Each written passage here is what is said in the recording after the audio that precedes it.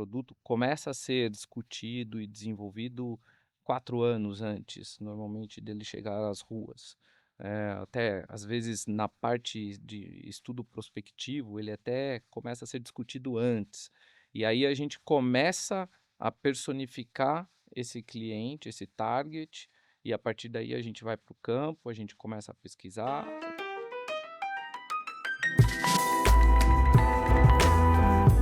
Você já pensou em transformar os seus vendedores em criadores de conteúdo? Com a Socialis, seus vendedores aprendem a dominar as redes sociais, aumentando vendas e ampliando o alcance digital da sua marca.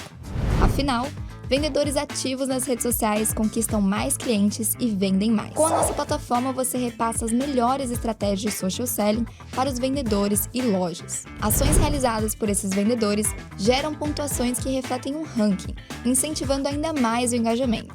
Acompanhe em tempo real as mídias criadas e veja os resultados alcançados por seus vendedores e lojas. Centralize todas as peças e materiais de produtos, campanhas e ofertas em um só lugar, facilitando o acesso e a conexão com as suas estratégias digitais. Transforme seu time em verdadeiros influenciadores da sua marca com a Socialis. Fale com o nosso time e peça uma demonstração. Olá pessoal, eu sou a Rafaela Guimarães, host e fundadora do podcast Marketing Negócios.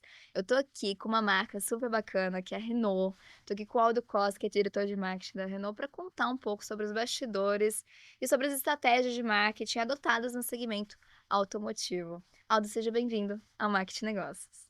Obrigado, Rafaela. Prazer estar aqui com vocês. E bora Muito bacana. conversar. Vamos lá. Bom, primeiro contextualiza pra gente os pilares, né, de marketing da Renault, como que a Renault estrutura o seu marketing, olha para essas estratégias, um pouco contando também da sua carreira lá. Claro. A Renault, ela tem como os pilares hoje da marca na sua estratégia global, produto e experiência.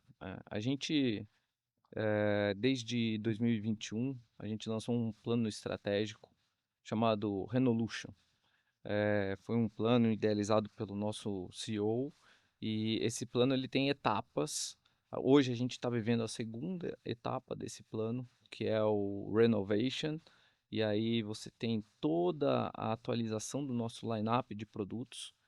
E nessa atualização a gente está mudando o posicionamento da nossa proposta como marca, de uma proposta de produtos mais racionais para produtos mais emocionais, de maior valor agregado. Hum. Então, o primeiro pilar é produto. Então, entregar esses produtos de maior valor agregado, mais aspiracionais, voltados para atributos de design, de tecnologia. Então, esse é o primeiro pilar. E o segundo pilar é a experiência. Experiência do cliente com a marca em toda a jornada, seja off-board, seja on-board. Então, eu tenho que fazer o cliente sentir essa nova Renault, e não simplesmente conhecer e ver pela televisão ou ver nas ruas, mas ele precisa experimentar. E eu Uhum. preciso estar presente para isso. Então, eu preciso ir até esse cliente, eu preciso construir uma régua de contatos, de pontos de contato, para estar me apresentando novamente para esse cliente e realmente colocando para ele à prova esses novos produtos, esse novo valor da marca. Então, basicamente são esses os 2 pilares que a gente tem hoje como estratégia da marca. E quando a gente fala dessas dois pilares, vocês têm muitas informações e dados, né, passando por diversos canais, seja os canais digitais, as próprias concessionárias, a experiência física com o digital. Como que você conecta esses dados para informação tanto do ponto de vista de entendimento do consumidor, quanto na construção dessas campanhas e estratégias de comunicação para esse público? Como que é elaborado lá na Renault? Bom, a gente tem, uma integração muito forte e na verdade é um drive que a gente tem muito grande, orientado para data, né. Uhum. O primeiro ponto, acho que vale lembrar, uma montadora ela não detém, unicamente ela por si só, os dados dos seus clientes. Existe um intermediário que é o concessionário, né. E para você fazer com que a jornada do cliente seja o mais seamless possível, o mais fluida, né, e convergente, você precisa ter uma integração, um alinhamento entre os dados dos 2 agentes aí que estão interacionando com o cliente. E isso é um dos pontos que a gente trabalhou muito nos últimos anos, é a integração dos dados entre Renault montadora e concessionários. Isso faz um diferencial muito grande. Aí, obviamente, além disso, a gente tem outras formas também, de estar trazendo dados para enriquecer a nossa inteligência de contatos, na estratégia de contatos com o cliente, seja através de, tagueamento de todos os meios digitais, Uhum. sempre que possível. A gente faz enriquecimentos, clusterização, de uma forma que a gente consiga personalizar a jornada, né. Uhum. Então, é realmente uma preocupação super importante. E vocês precisam também construir uma relação ali com a concessionária, com esse time de vendas. Como que vocês têm olhado essa experiência, né, do customer experience, olhando tanto do ponto de vista, obviamente, do consumidor lá na ponta, mas também desse público interno, né, desse público que trabalha ali essa experiência. Como que acontece essa relação com a concessionária e vendedor para criar a melhor das experiências ali na ponta? Olha, É um desafio. customer super, customer experience assim, para mim é um tema chave na construção de valor da marca. Eh, bom, a gente tem eu vou exemplificar, porque eu acho que é Hum, legal, para dar concretude mesmo ao que a gente vem fazendo e o que a gente tem como proposta nesse campo. A gente tem um projeto, que a gente chama de Easy Customer Journey. Esse projeto é um projeto que a gente começou pelo pós-vendas, e no que consiste ele basicamente? A gente digitalizou 100% dos processos de pós-vendas. Um cliente passava no nosso, processo de pós-vendas e ele tinha que, assinar, 17 papéis. tá. Hoje ele assina 2. 2 documentos, não são papéis, porque é zero paper, não tem Uhum. mais papel. Então a gente otimizou, tudo, a gente digitalizou e reduzimos muito da fricção que o cliente tinha dentro do processo. Baixamos, o tempo de espera desse cliente na recepção de oficina em aproximadamente 60%. Então, isso foi no pós-vendas. Aí a gente está estendendo isso agora para as vendas. Mesma coisa, o conceito também, da mesma forma, a gente otimiza e vai a zero paper, né. Hoje a gente ainda não chegou lá, a gente tem ainda 2 documentos que o concessionário precisa imprimir, mas a gente vai chegar, tem um plano já para fazer isso com sistemas. E a assinatura também, ela já reduziu de 7 para 2. Uhum. Então, é uma otimização enorme, reduz em até 30, 40%, a gente ainda está levantando, porque esse está em rollout ainda, mas a gente estima que vai ficar entre 30 a 40% a redução do tempo do processo de venda. E isso, por quê? Porque nos dá, maior produtividade para as equipes das concessionárias, para os vendedores, para os entregadores, dos veículos, seja nas vendas, no pós-vendas, para recepcionista de oficina, para se relacionar, né, para construir conexões que no final vão agregar E que sejam fluidas, para a né. proposta da marca, que sejam fluídas, exatamente. Então, esse trabalho, junto com o que eu falei antes, que é essa integração de dados, né, que vai permitir para a gente não ter, overlap de contatos com o cliente, fora da concessionária, etcétera, é fundamental. Isso gera uma experiência de cliente muito mais agradável com a marca, né. E olhar os pequenos detalhes que são importantes na jornada como um todo, né. Exatamente. Você falou ali no início sobre o pilar de produto, né, e o quanto está cada vez mais sendo emocional também essa relação com o cliente. Conta pra gente um pouco dos exemplos que vocês têm adotado dentro da Renault, dessa visão emocional da relação do carro com o consumidor, olhando ali do ponto de vista de marketing, de criação de campanhas também. Sim, com certeza. A gente tem, um approach hoje de comunicação, que sempre tem um storytelling por trás. Não, a gente não faz a comunicação do produto puramente, diferente de outras marcas, é diferente do que a gente já fez até em alguns momentos no passado. A gente tem isso até como um valor da Renault histórico, na verdade.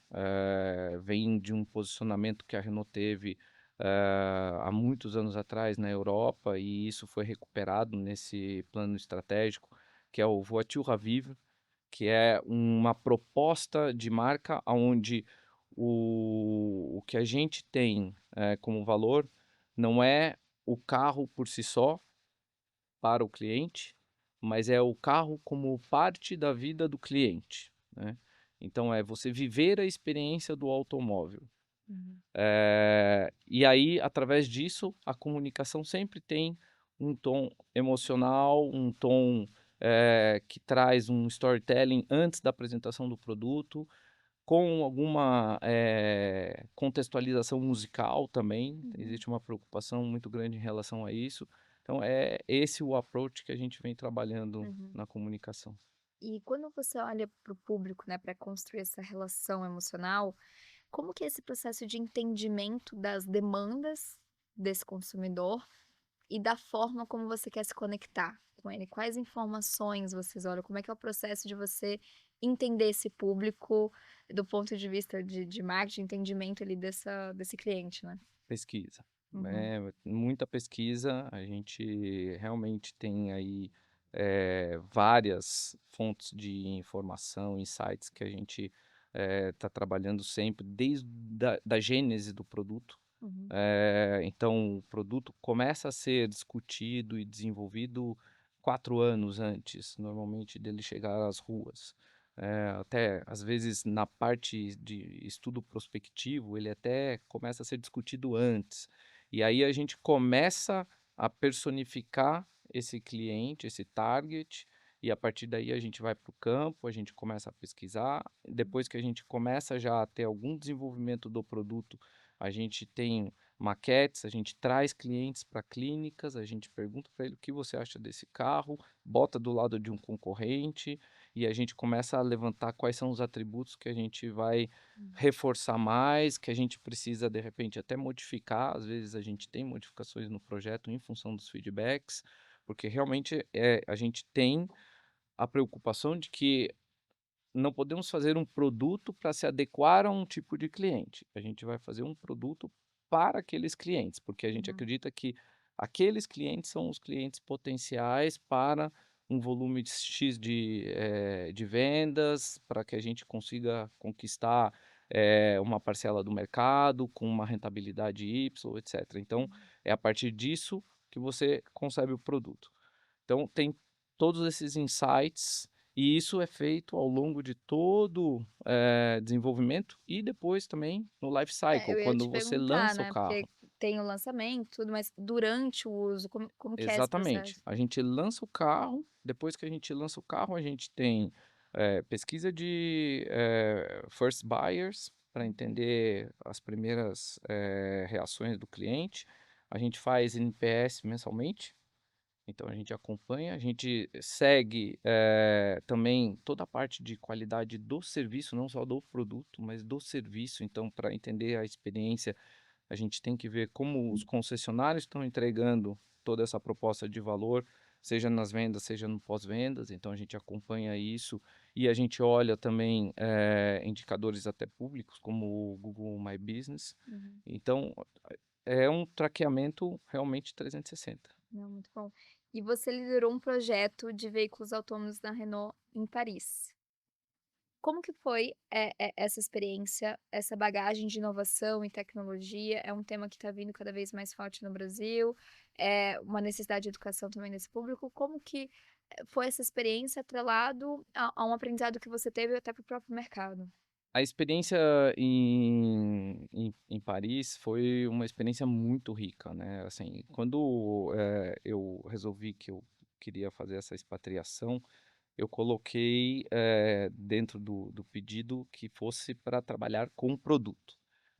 Por quê? Porque eu achava que era necessário eu entender o core da nossa empresa lá na matriz, né, aonde era concebido, o produto, onde era concebida a estratégia.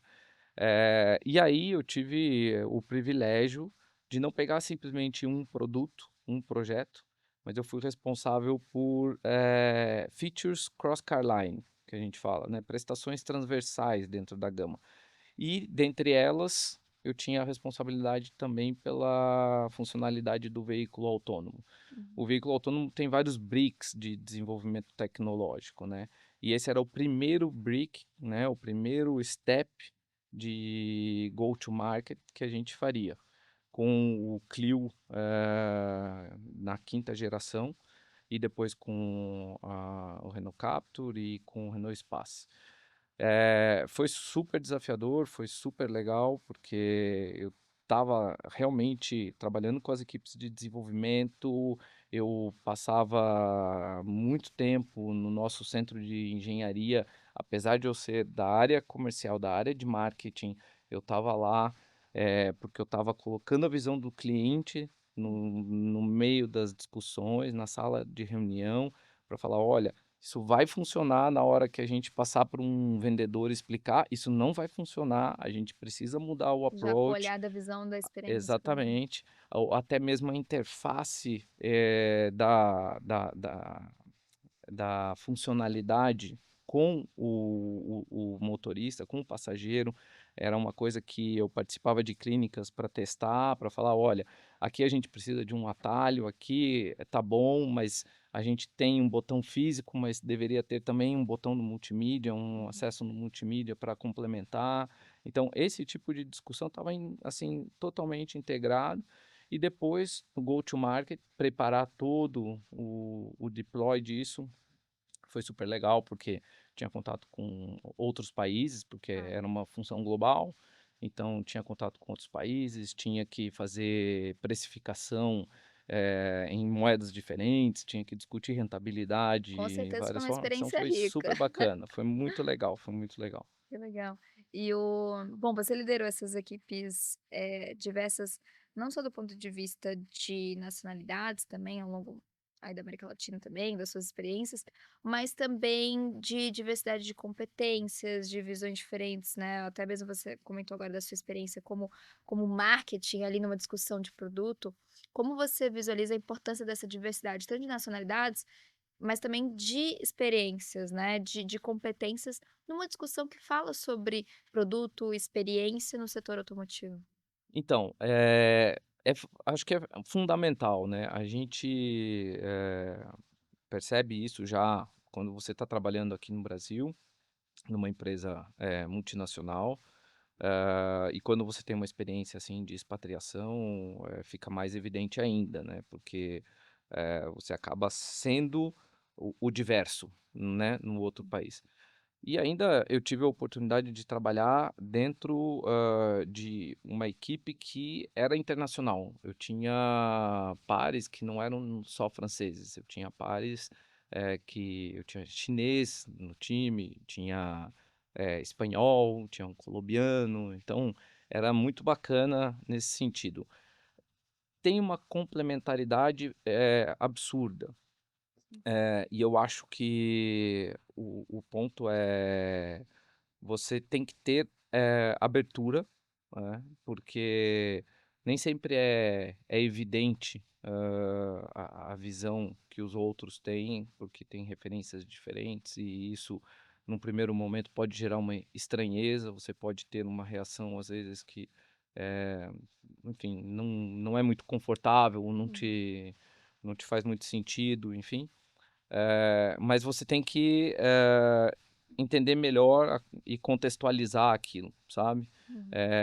E no final, acho que o processo, ele é sempre rico, mesmo que no final você continue com uma certa divergência, ele é sempre rico porque você passa a aumentar o teu repertório, né. Uhum. E isso é fundamental quando você pensa em liderança cada vez mais, num mundo globalizado, com, enfim, menos Culturas cada barreiras, vez com mais culturas diferentes. cada vez mais diversas, exatamente. Então é super importante. Legal.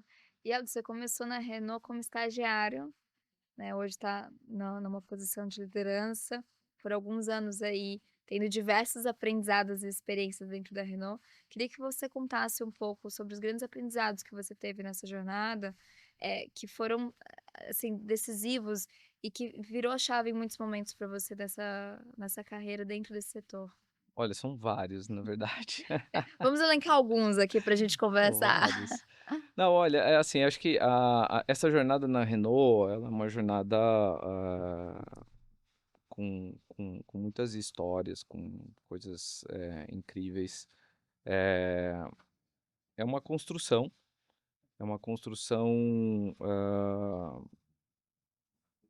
conjunta, porque a empresa me deu oportunidades e eu construí oportunidades. Eu acho que isso é fundamental, tem que ter essa colaboração, e uma empresa como a Renault, ela tem essa proposta.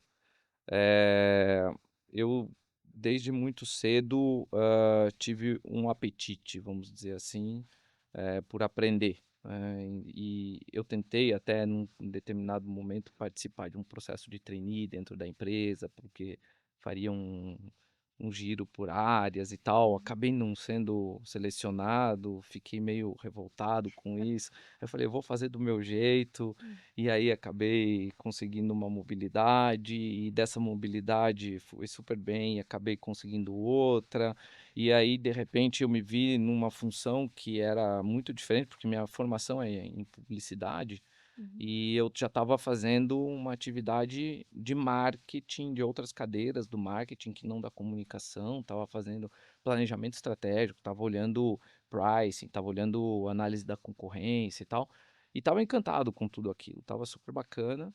Mas aí um chefe meu chegou e falou: "Olha, se você quer crescer, você precisa, ir para as vendas um pouco. Você precisa passar lá e entender um pouco o as que vendas que é a ensinam ponta". muito. Eu falei: mas venda? Eu não tenho perfil para isso, sabe". Hum. E no final, eu entendi que era necessário, e eu sou muito dessa, opinião, tem que fazer o que é necessário se você quer chegar onde você quer chegar. E eu fui e fiz as vendas, fiz, o campo que a gente chama, trabalhei com concessionárias, voltei, com uma bagagem super bacana, gostei muito, no final me surpreendeu, e isso abriu outras portas, e aí eu comecei a já tomar uma ascensão de, áreas de funções de gestão. Uhum. A partir disso, eu, consegui também, uma mobilidade para São Paulo, que antes eu ficava em Curitiba, eu sou Uhum. curitibano, Ah, né, do sul também. exatamente. E aí vim para São Paulo, aqui conheci minha esposa, me casei, trabalhei com a regional do Rio de Janeiro, Minas Gerais, Espírito Santo, então viajava bastante no começo, depois me estabeleci mais aqui, e aí tive a expatriação, para fechar esse percurso mais amplo de marketing. Quando voltei, trabalhei com a América Latina, que também foi uma experiência incrível. Foi para mim outro turning point, porque eu estava na França numa situação muito legal, assim, minha vida já estava assentada lá. Eu, no primeiro momento, tive algumas turbulências, é difícil, Natural, né, vida também, pessoal claro. com profissional. A gente tinha 2 bebês, crianças Hum. pequenininhas de 1 mês e a outra com 2 anos, então foi desafiador, mas a gente se estabeleceu e a gente começou a aproveitar daquilo, e aquilo ficou super bacana. E no trabalho também as coisas começaram a fluir super bem. Uhum. Eu estava super motivado, e aí quando eu recebi a proposta para retornar, o meu chefe de lá falou: "Olha, se você quiser, eu faço um contrato local para você". Tá. E aí eu balancei. Mas aí eu pensei, no meu plano desde o início, de que eu queria voltar para continuar um Uhum. percurso de ascensão, E, enfim, fui fiel a isso, obviamente também alinhado com a minha esposa pela carreira Carreira pessoal dela, também. porque ela também queria reativar a carreira, tinha a questão familiar também, e aí decidimos voltar, e voltamos, e foi ótimo também, e peguei essa função, como eu falei, da América Latina. Então foi um turning point muito importante também do ponto de vista pessoal, mas, enfim, e aí veio pandemia, E aí veio os outros desafios quando exatamente, os chega outros aqui. desafios, e finalmente assumi a direção de marketing Uhum. da operação no Brasil. Mas é interessante que a sua jornada teve esses desafios, que é o que a gente falou de multiculturais, né, e o quanto isso agregou também no seu conhecimento de culturas diferentes, do ponto de vista tanto de relações, quanto discussões de produto, quanto discussões de nacionalidades, e o quanto isso é rico também para um diretor de marketing ter essa visão, multicultural, diversa, sobre possibilidades e comportamento de consumidor, né. Sim. É, com certeza. Acho que te dá um outro nível de consciência, Uhum. né, você passa a ter, uma um repertório maior de entendimento, e às vezes coisas que não são tão evidentes para quem está só vivendo naquele local, naquela cultura e tal, podem ser, né, É. inseridas mais facilmente. É isso. E Aldo, pra gente fechar aqui o nosso papo, que a gente sempre pergunta para todos os convidados, qual foi o melhor e pior conselho que você já recebeu? Olha, melhor conselho, eu diria que foi eu recebi esse conselho, de um chefe, quando eu voltei dessa experiência no campo, e ele me falou uma coisa: "Isso daqui não é um um sprint, isso daqui não é uma corrida de 100 metros, é uma maratona, tenha calma, Hum, cada coisa no seu tempo".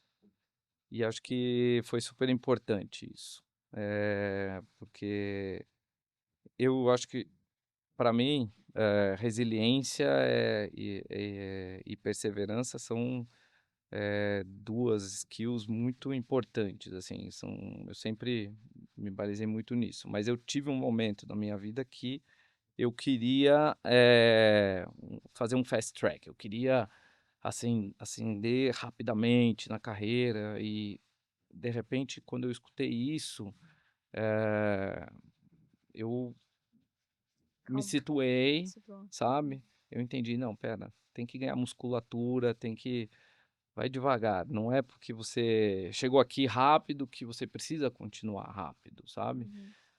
Dá tempo ao tempo. E acho que, isso me deu uma maturidade maior para assumir os desafios que eu E assumi isso está cada vez depois. mais sendo tão importante, tanto Sim, na jornada empreendedora, quanto na carreira, né. sim. Tá cada vez mais difícil colocar isso em prática.